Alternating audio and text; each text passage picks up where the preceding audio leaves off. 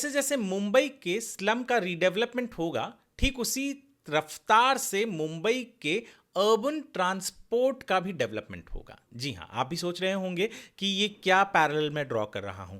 दरअसल जो slum redevelopment authority है यानी एसआरए, जब भी मुंबई में कोई भी स्लम रीडेवलप होता है, यानी झोपड़ पट्टियों का जो पुनर्वसन होता है, वहां से जब स्लम ड्वेलर्स को नए इमारत में घर दिए जाते हैं, तो एक डेवलपर अपॉइंट होता है।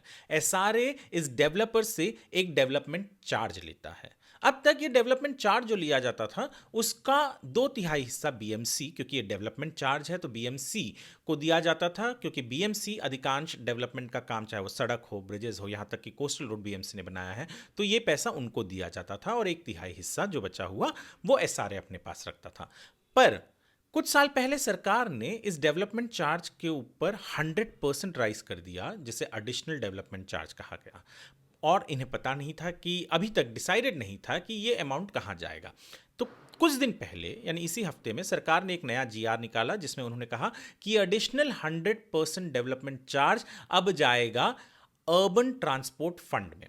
अर्बन ट्रांसपोर्ट फंड वो है जहां आप के लिए, यानी मुंबई जैसे शहर में जो इंफ्रास्ट्रक्चर है, ट्रांसपोर्ट इंफ्रास्ट्रक्चर है, उसके डेवलपमेंट में लगता है। हमने हाल ही में देखा कि मेट्रो कितना बड़ा प्रोजेक्ट था, उसके लिए भी बहुत पैसे लगे। तो ये सारे जो फंड, ये डेवलपमेंट चार्ज है, ये यहाँ पर इस्तेमाल करेगा। तो इसके लिए हम कह रहे थे कि जैसे जैसे मुंबई झोपड़पट्टी उनके रीडेवलप होंगे, मुंबई के यानी झोपड़पट्टी कम होंगे, इमारत अच्छे बनेंगी, उतनी ही रफ्तार से यहाँ पे डेवलपमेंट भी बढ़ेगा।